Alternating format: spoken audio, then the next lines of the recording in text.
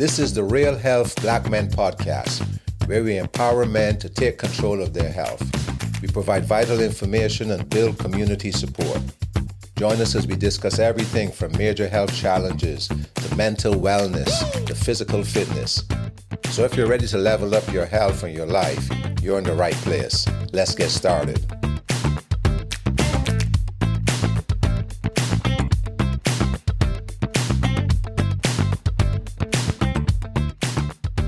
I'm starting this new podcast called Real Health Black Men.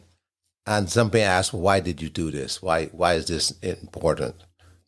It's important because I wasn't paying attention. I wasn't paying attention to my health. I wasn't paying attention to the things that was going on around me and my family.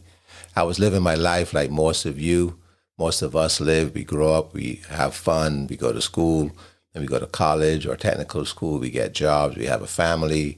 We try to keep up with church and community activities and children and jobs and businesses, and we just live in our lives. Sometimes we continue to play sports or we go to the gym, but many times we get sedentary. So I wasn't paying attention to some of the things that were maybe going on in my body or even in some of my family. But then I began to develop back problems later, and I realized that movement was really important and that I wasn't really moving as much as I should, and I wasn't exercising as much as I should. So I began to pay attention to those things to try to regain that control. It's amazing how many things you never thought about doing until your back hurts or your legs don't work like they're supposed to work. And then all of a sudden you begin to say, oh, I better pay attention to that. Same thing happens when we get cancer or diabetes or something happens in the family. And that's what happened to us. Cancer and diabetes began to show up in my family. My sister and my mother, then my other sister and a brother, and one more sister, then my other brother. And then my father even eventually ended up dying of pancreatic cancer. And my third oldest sister passed away at the age of 47 from pancreatic cancer. 7 out of 8 of us, brothers and sisters, have had some form of cancer in our lives. And 2 at least deal with diabetes as well. So now I began to pay attention. What's going on? Why are these things happening? And then in May of 2023, I was diagnosed with prostate cancer. And that was a wake-up call for me because I never expected that was going to happen. I never thought about it happening. Even though I was looking into why some of these things are happening in my family, I didn't think that I was going to have to deal with this at what I consider to be such a young age. But I had the blessing of having world-class medical treatments, very capable doctors, access to the best medical health care around, insurance to cover most of the costs, access to physical therapy, access to good foods, and first-class hospitals, a world-class cancer center. So I was fortunate, I was blessed to be able to come through that. And I'm still having to deal with the issues, the post-operation issues that affect you after you have cancer. Your body is wrecked by this disease, and the treatments can be just as tough. But I'm doing good. But some of the lingering effects are still there. And even some of the mental issues that I was not prepared to deal with, how my mind changes, how my thought changes, how I looked at the world differently.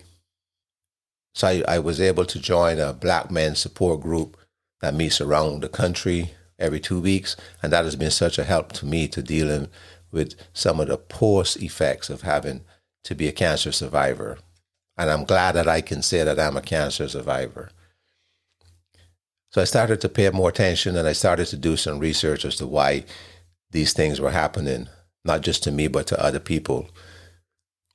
And I came to realize that certain chronic diseases are more prevalent in communities of Blacks and people of African descent and even of Caribbean descent than in the rest of the population.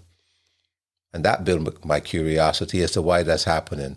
These include things like cancer, heart disease, hypertension, glaucoma, and a number of other illnesses. And I came to realize that there's probably social, environmental, and other concerns that are causing these things to happen, I came to realize that it was more than genetics, because people of color, people of African descent, and people of Caribbean descent don't have genetics much different from the rest of the population. We don't have different genes and different composition than anyone else. The genetics are pretty much the same, and the research is bearing that out. And things of race and ethnicity are not, and I came to realize that it was not just a genetic issue, because the genetics of people of color are not that much different from the rest of the population. And it didn't have much to do with race, because race is a human construct and it is not reflected in our genes. So what were some of the social, economic, and other determinants that were going into causing these things to happen?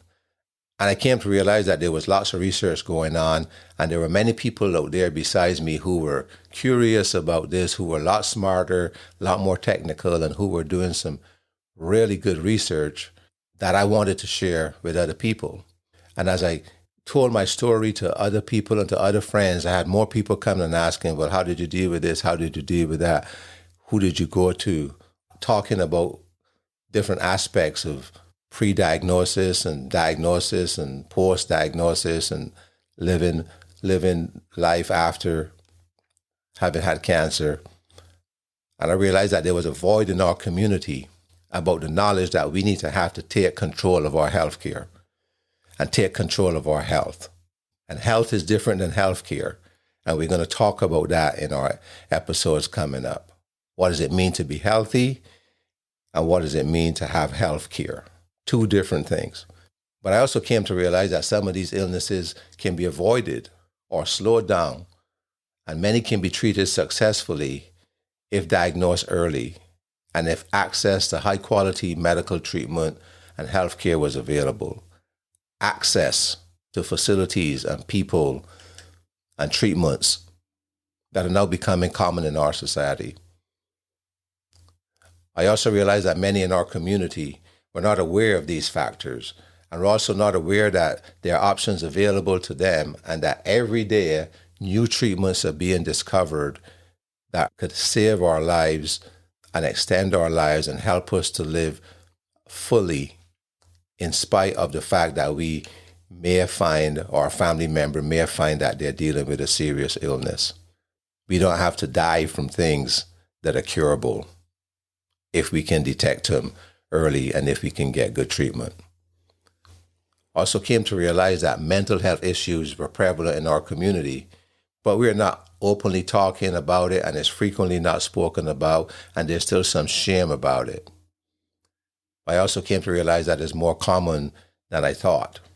So with all the questioning, with all the learning, with all the conversations that's been going on with people, I decided to start this podcast to share that information, to create a sort of a repository and a community and a place where people can come and talk about these things and can refer each other.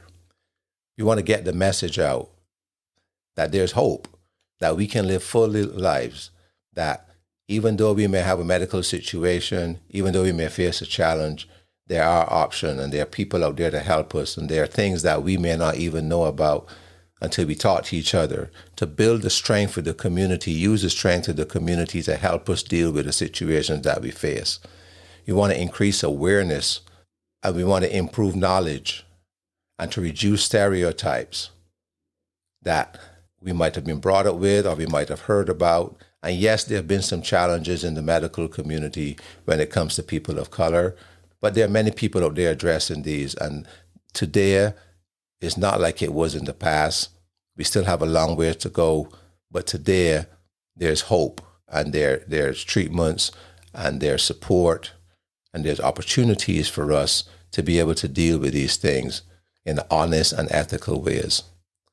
So we want to encourage our brothers and sisters to take control of our health, our physical health and our mental health, and to become educated in the options available to us that can literally save our lives and of our children and our grandchildren. We're going to hear stories of men who have, are about to journey into looking at some serious illnesses and learning how to manage these things within the community, within the structures that are available to them, and many of us are thriving in spite of having to face these challenges. We'll also talk to medical professionals on all aspects, from doctors to surgeons to oncologists to sociologists, psychologists, sex therapists, social workers, patient care advisors, so that we get a full picture of everything that's out there that's available to us. So join us on Real Health Black Men as we discuss these topics.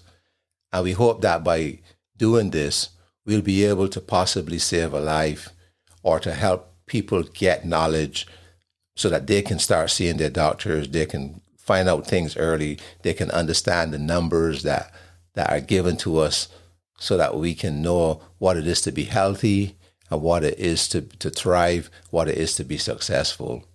And when we face medical challenges, that we know there are people out there and there are resources out there available to us. By becoming knowledgeable and better equipped, we'll hopefully be able to understand also better how to modify our lifestyle so that we can live fully and do all the things we want to do. So join us on Real Health Black Men as we seek to equip you for the long and happy life ahead of you. Write us at realhealthblackmen@gmail.com. realhealthblackmen@gmail.com. To support this podcast, go to buymeacoffee.com/realhealthblackmen. buymeacoffee.com/realhealthblackmen. And to become a corporate sponsor, send us an email.